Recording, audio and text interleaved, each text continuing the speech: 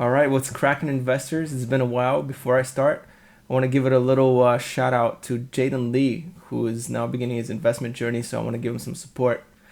Now, the first video of me being back here after some personal issues, and I just don't have a lot of time nowadays, but I'm in behind the scenes, I'm reading, so I am informed. First order of business is we got to do an update on MPW. There's been a lot going on ever since I made the last video. There's been, suspended dividends. Perhaps there have been proposed deals of Steward hospitals. 10K came out. There's a lot that's happened between then and now. So I'm going to try to cover as much of that as possible. We're going to start with character assassinations. All right. Now, I did a whole thing on Ralph de la Torre in my MPW plus Steward video, so I'm not going to do that here, but it's quite a unique character.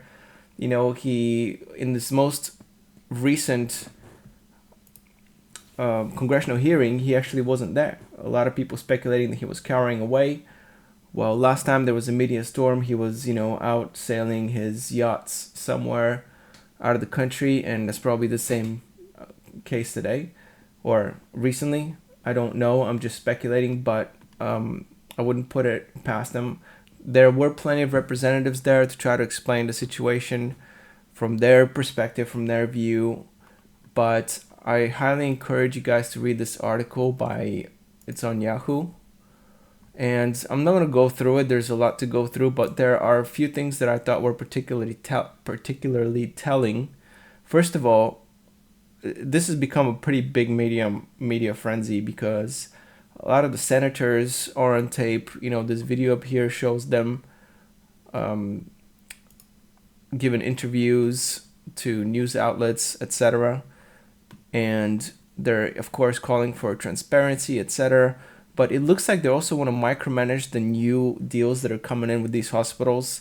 And, arguably, rightfully so, they want to keep the hospitals open. They don't want to close the hospitals, whoever is taking them over. And then what's going to happen with their buildings anyways, right? So there are a few quotes that are really, really telling. Number one here, this quote here, the physicians group, referring to Steward, is worth hundreds of millions of dollars. Now, that's very interesting because if this group is worth hundreds of millions of dollars, MPW alone has over 600 million worth of the company if it's marked down correctly, which would make them majority owner of Steward. Let that sink in for a little bit. Right? MPW owns most of Steward. Now, this is probably incorrect. It should be, if it's worth over $1 billion, then that makes a little bit more sense. MPW would not be the majority holder of Steward.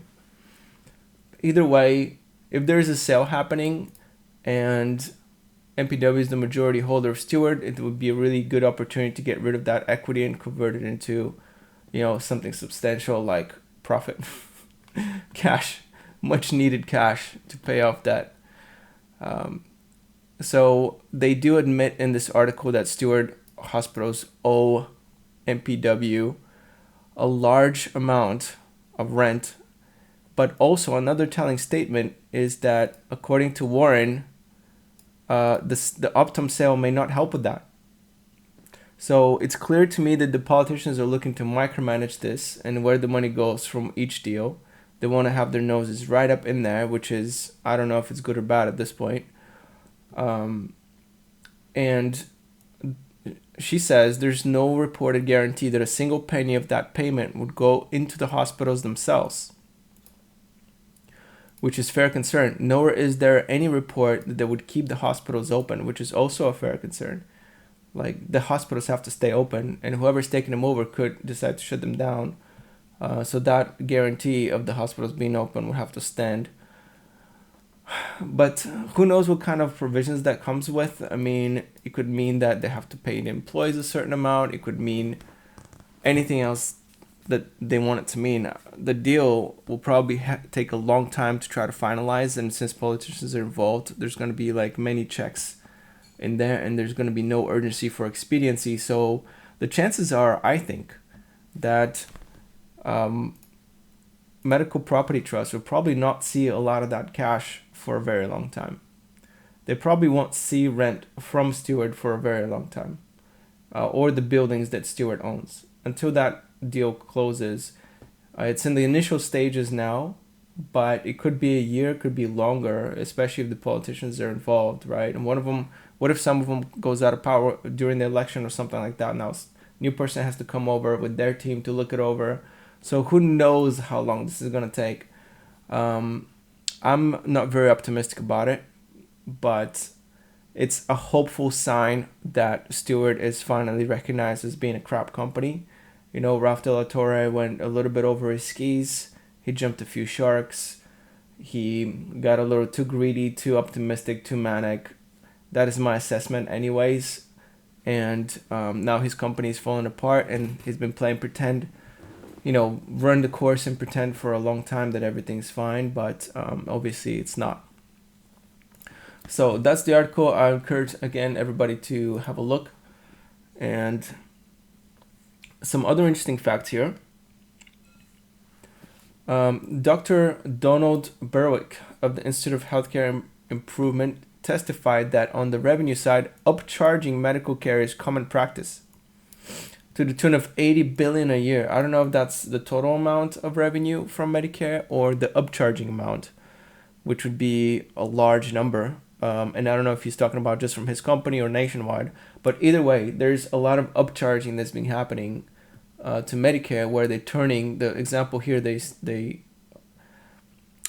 give is turning a cold into a pneumonia and trying to code it that way. And so the reimbursements from Medicare are large.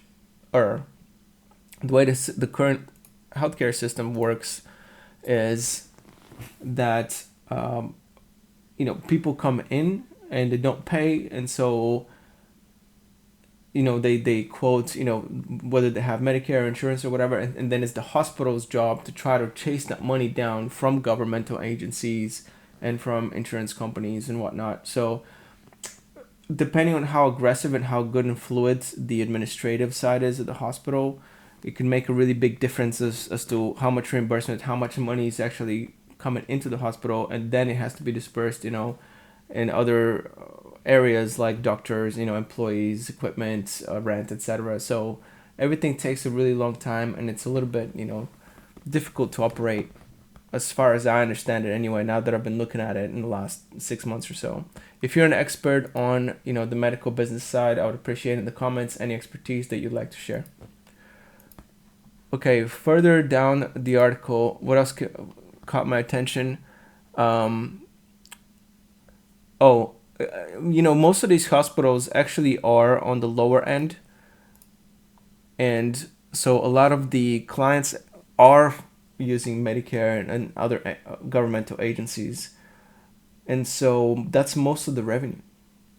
So if the reimbursements aren't high enough, the company is not going to make any money, and in fact, that's what they're quoting as the failure for their hospitals, is their reimbursement rates are not as high as before, let's say through COVID or whatever, and now they can't cover their expenses, for example, paying the nurses, the traveling nurses, and the contractors, etc. And that's the reason why they've been skipping out on paying their bills, including their rent. Now, I don't know how much of that, nobody knows what their books look like. They could be carving out a huge portion of that pie for management and then leaving like 20% or something to run the hospitals. So we don't actually know exactly what's been going on until those books are opened to the public, which they may never be. So we may never know. Okay, let's take a look at Medical Properties Trust stock, finally. All right, real quick. Let me hold on real quick. Let me see the agenda here. So we talked about Ralph De La Torre. Ed Aldag. So Ed Aldag is the CEO of MPW.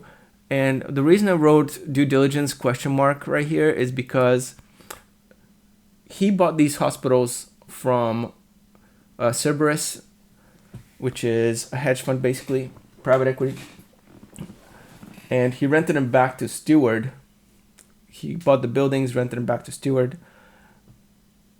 And the question here is, did he overpay And did he do due diligence on his tenants? Because I think that it's important to know like what your tenants are like.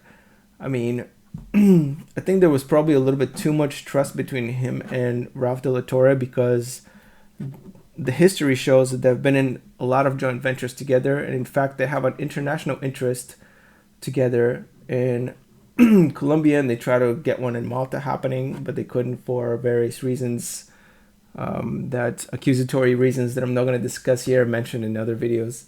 But anyways, they've had plenty of partnerships before, so they were the left and right hand of this operation for a long time. But and maybe perhaps he trusted him too much with this sale leaseback deal, and obviously didn't know how much trouble the company is under. But as owner, and perhaps even majority owner, how does medical property trust not have access to the books?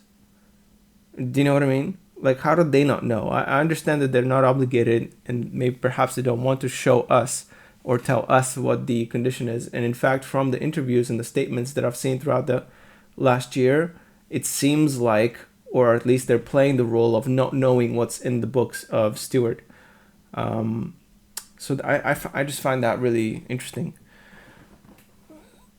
So that's why I wrote down Ed Aldag. There's something fishy in there. Like, why does he not doing enough due diligence? And maybe I'm criticizing with hindsight 2020 kind of stuff. And he, Ralph de la Torre has been looking good up until then, which he was. It's a pretty ironic that Ralph was actually a very public figure. It's back in the Obama days, and he was trying to revolutionize, the healthcare system with Obamacare and whatnot. And he even had Obama in his private home on doing fundraisers. And he was on TV. He was on TV pretty regularly. You can see clips of him on YouTube. I've done my, deep dive on Ralph de la Torre. And now he's basically a pariah. He's the bad guy. He's the evil man. He's the Shkreli, right, of the world, trying to abuse public funds for personal profit and yachts. And I think that it's a really interesting 180 on the media front. And he used to be a big Democrat, program supporter. Now the Democrats are after him. Not that I want to break this down into Democrat, Republican, but, like, he got into bed with politicians, and now he is in bed with politicians. He has to suffer the consequences. So anyway, it's kind of like you get involved in the mafia once, you can't never get out, right? All right, let's see what's next here. The numbers, finally. Okay, let's take a look at MPW stock. Okay, this is stockanalysis.com. I like to use this site. It's free. I'm not affiliated. Now, here's what's been going on 5 days, 1 month, 1 year. The 1 year chart looks pretty interesting. Obviously, 50% down from 1 year ago, and even more so from the peak during the year. This is the news right here on January 4th that hit, where it stated, that not all is well with Steward. Okay, that's when the stock dropped like $1.50. It's pretty painful, and now it's recouped a good portion of that. This little uptick here towards the end is the news that Steward basically is going to get bought out, which is good news. But like I said, it could be a very extensive period where this is happening, and might not actually happen very immediately. We might not see, as the shareholders, as owners of this company, MPW, and Steward indirectly, we might not see any money coming from these hospitals for quite some time, and we're still going to have to pay the debt. We're still going to have to pay the mortgage and the interest, right? If you want to take a house example, we're still going to have to pay all the interest on the debt that we've taken out to buy these hospitals in the first place. So that's very unfortunate. That means that the dividend could be reduced for as long as it takes to close this deal. And there are other deals that MPW is waiting on, which makes me very pessimistic on a short-term recovery for the stock. I'll tell you what I'm doing about it later. All right, it does have a forward PE of 8.31, but normally you don't want to look at PEs or anything like that in these kind of companies. Here's some things that we can glean from looking at the numbers. Is first of all, this revenue decline starting all the way from March 2022, lasting 2 years now of continuous revenue decline. And these are the write-offs here that we see in the last quarter. You can see them here as well on the operating income side. The shares are virtually the same. I find it interesting. There's a little bit of a change. They've actually issued some extra stock here, 400, not an insignificant amount, 400,000 shares.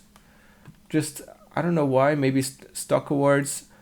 There is an 8K of stock awards, but the way I understand it is these stock awards are not given until the price reaches certain milestones. Like if it's $7, they'll get 100% of their stock awards. If the price reaches $8.50, they'll get 200%, etc. And these stock awards are given to, this was issued recently, by the way, and they're given to the CFO and the CEO, which is namely Mr. Aldag, Edward Aldag, and Stephen Hamner, which have been with the company for a while. It's basically their company. Now, there's been reduction in bets. I want to get into this when I talk about the 10K here. I want to get into the bets discussion. But first, let's see what else we can learn from the numbers. How about the balance sheet? This is really interesting here. Total assets, total debt. I want to talk about this for a second. I want to talk about why something has to change before this becomes a good investment. As of right now, this is not a good investment. If the current trend continues, this is bad. All right. If the rates stay at the same level, if no resolution for Steward or prospect happens within a reasonable amount of time, this is actually a money losing proposition. We're basically, by buying the shares, we are paying for our call option on all these things working themselves out. I want to be clear that my opinion currently stands that this will deplete itself to zero if nothing changes. Okay? This is very controversial take because the REITs are really, really hard to bankrupt. But I want to just give you a couple examples of numbers that don't lie. All right? This is not, you can sit here and tell me but this and but that, but the numbers just don't lie. Okay? If you just take two lines that work in concert, total assets, okay, and total debt. Now, if you're talking cash value, the cash in the account is the same as it was a year ago. So that's a non-factor, okay? We're just going to look, this is a very, very even comparison. Now, there's been some dividends paid in the last year. We can subtract those. But basically what we're battling with is assets versus debt. So let's take a look at the assets trends here.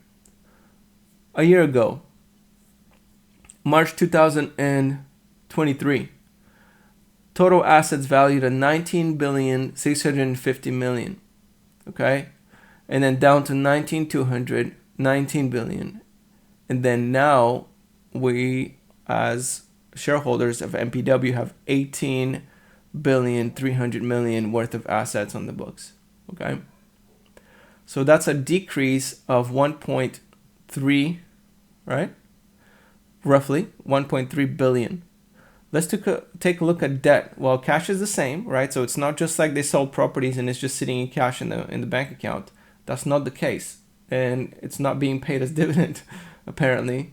Let's take a look at what happened to the debt. Okay, debt went from 10.6 to 10.4 to 10.3, and now it's at 10.2. So $400 million reduction in debt, 1.3 billion reduction in assets with even cash.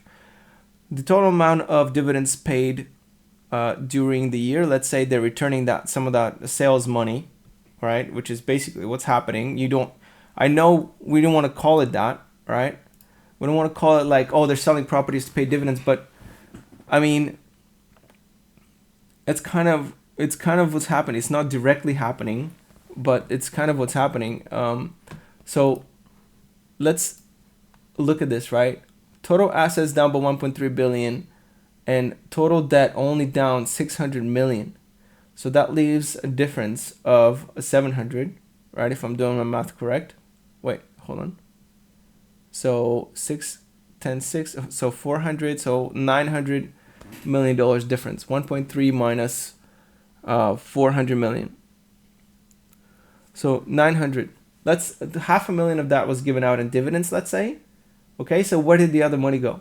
Right? So that's transaction effect, okay? So when you go in and transact, there's a lot of costs associated, and and there's a lot of admin costs and whatnot. And by the way, it's not like they're converting their income to assets.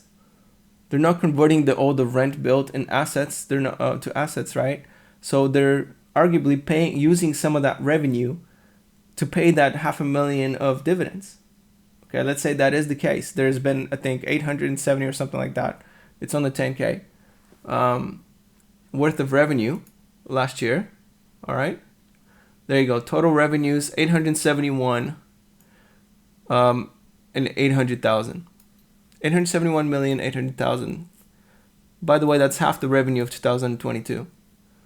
So out of 871, there are 600,000 shares times $1. I'm sorry, million shares times $1. So that means they paid out about $520 million in dividends out of the revenue of 871. So arguably there's some positive there. There's a bunch of other numbers in between there, like depreciation, amortization, but I'm just looking at straight numbers here that are representative of actual money. All right. So there's a lot of other stuff, like fair value adjustments of their equities and whatnot,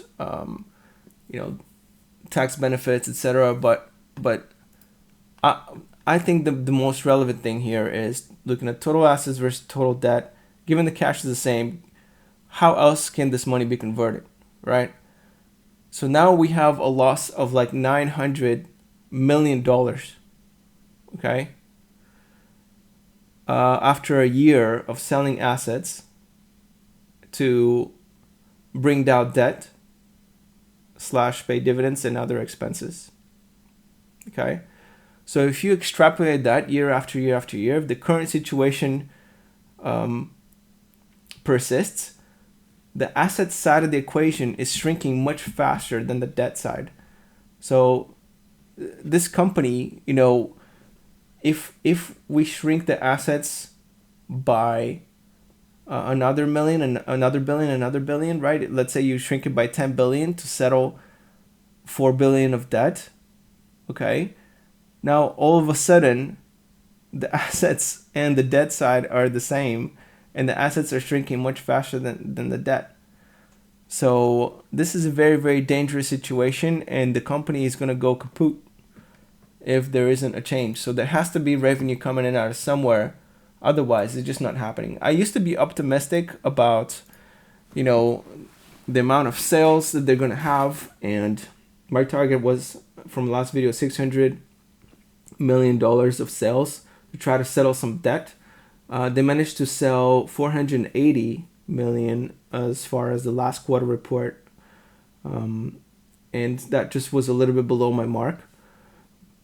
But anyways, at least they are doing the right thing. But there's just so much slippage in the middle. There's so much money being lost in the transactions and whatnot that it just makes this a very unpalatable process, and is the only process that the company can do in order to survive. So I just think we're basically buying an option on things going well. So some things have to just resume in order for the health of the company to start improving. Otherwise, this asset melting exercise is going to be very, very painful. I think the dividend being suspended is like the minimum thing that they have to do, and it looks like it has de facto been suspended since there's been no dividend announcement yet, and it's already April 3rd. I'm not making this on April 1st. This is April 3rd, and there's been no dividend announcement. Usually dividends are being paid out soon after today. So it's gone, which is actually a good thing for the health of the company, I think. But obviously not what investors want to see. A lot of investors want to see. I think the ones that wanted the dividend are probably out already. And the ones that are sticking around probably care more about the health of the company than getting that extra dividend. The dividend would have been nice, but a healthier company is probably better, especially if you're a long-term investor. It gives them a chance to kind of shore that up. It's probably another 300 million plus worth of savings, quote unquote, for this year, but I don't know if it's going to be enough if there's no money coming in from the Steward buildings for a very long time. At the very least, I'm hopeful that the loans will finally stop, because that was a negative drain on the company for a long time now, and these write-offs that we had last quarter represent that. You see how much damage this company has been doing to MPW, Steward, that is. So I think we're in we're in a tough spot. Can MPW swim out? I think yes, but like I said, I think with some extra revenue actually coming in, all right, or there needs to be a cut on the slippage that's been happening between the sale of assets and paying down of debt. I mean, just paying out 50 million debt on the previous quarter is just nothing. All right, they need to take big chunks and start settling large amounts of debt. So anyway, that's my opinion. Let me see what else we got on the agenda. So the health, the dividend, yeah, that's what we already talked about that. Okay, finally, what am I doing? Right, so I'm gonna show you where I hold my MPW holding, which is a Robinhood account. So give me 1 second. Now, a lot of you, when you hear Robinhood, you think, oh my gosh, Robinhood, right? But really, Robinhood is not the only, but actually it is the only 24-hour trading platform that I know of. And I have to verify. I gotta mention about the beds situation. Show you how the company can go bankrupt here. Not bankrupt, but how the math doesn't check out when it comes to beds. So, looking at the 10K, let me bring you back here before I show you what I'm doing. I'm gonna scroll up to where it states the beds. They used to have 44,000. Now you have 42,636 beds. I don't think you can see it on. Let me see. Let me move this a little bit. Down at the right bottom, it says 42,636. Okay. And all right. So they decreased their beds by, 1,400 or so, and they've managed to pay down. Trying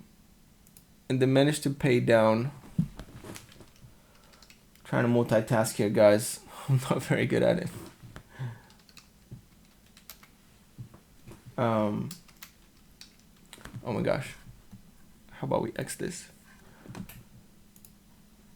Let me go through this real quick. So 42,600 beds left. So we lost about 1,600 beds to pay down like 400 million, right, from their peak. So I did some calculations, and it turns out that if we have 42, but to get rid of all of our debt, we're gonna have to melt down 75,000 beds total. Okay, that's just obviously just back of the envelope type of math, but that's kind of a bleak situation, right? So that leaves us with a negative equity, negative shareholder equity. It leaves us with a really, really dire picture. Okay, by holding MPW, that means that we owe, 25,000 beds, or more actually, 35,000 beds. It's pretty bleak. So what am I doing?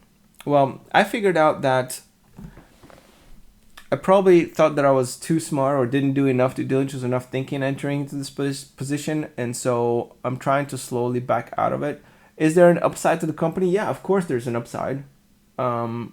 If they just get a little bit of rent, and in fact the next couple of quarters is going to look really good, which could be a good exit point for me, because the write-offs are over, and so these next couple of quarters are going to look abnormally good. And I'm guessing that investors are going to like that, and it's going to spike the price up. They're going to keep this dividend. It's going to be reflected in there. There's going to be more cash dedicated to settling debts, etc. And so I think it might be a good exit point, because unless these hospitals with Steward and other deals are resolved, I don't see this company firing on all cylinders. And it might be a very long time until that happens. And not only that, but I've developed a dislike towards the way the management of MPW operates. I don't like radio silence. I don't like, as a owner of the company, as you guys are, I assume most of you anyways, I don't like just not being communicated with. I even wrote him a letter, I think, or was that a different company?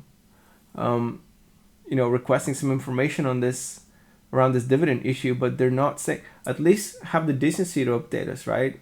Like, put a press release out and it's like, hey, we're not paying we haven't declared a dividend because we're waiting on a deal to settle or something, so we can know whether we can pay the dividend or not.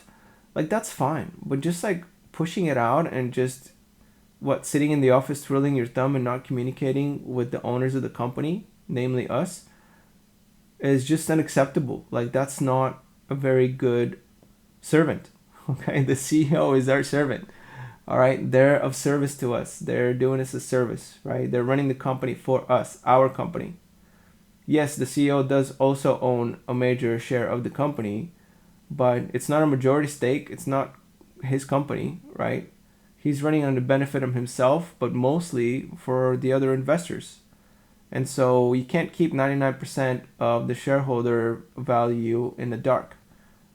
And it's even worse if he's informing some people and not the general public. I mean, I think that's in fact even illegal.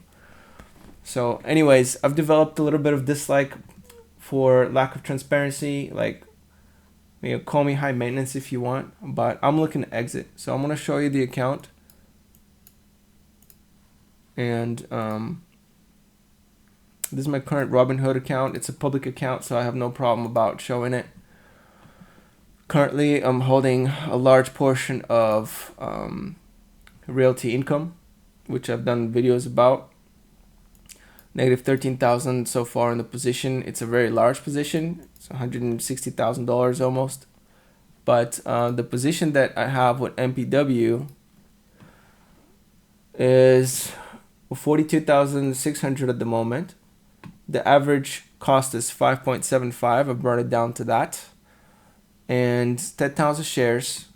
And what I've done here is, first of all, I've sold $4 calls, 10 of them. So I'll be exiting as long as the price stays over $4 in the next 2 days. I'll be exiting at least 1,000 of those shares, so I'll be left with 9,000. The rest of them I've sold calls for 5 and 5.5.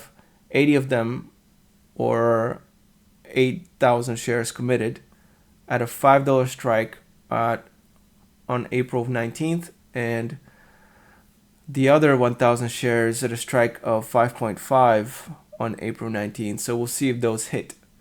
And if not, I plan on selling more calls in the future to try to recoup some of my losses that I've experienced on this company and lack of dividends that I was planning on collecting. So that's the situation. I'm trying to have a regular exit. I'm guessing the company's going to look really good in the next couple quarters. So I may exit at above a $5 level, which is my goal. It was my goal to exit at above 6, but now it's above 5. So we'll see if that materializes. If you have any questions about what I've said or about the company, I've looked into it quite a lot now. I'm kind of paraphrasing everything. I'm summarizing it and talking big numbers. I'm not doing any kind of specific stuff, but shoot me a question, leave a comment, or if you think you know something that the rest of us need to know, please leave a comment below for everybody else as a service. I would appreciate that, and I'm sure a lot of other investors will appreciate it. And with that, I'm going to leave you here. It's been real fun to actually make a video again, so hopefully I get to chat with y'all in the future soon. Peace.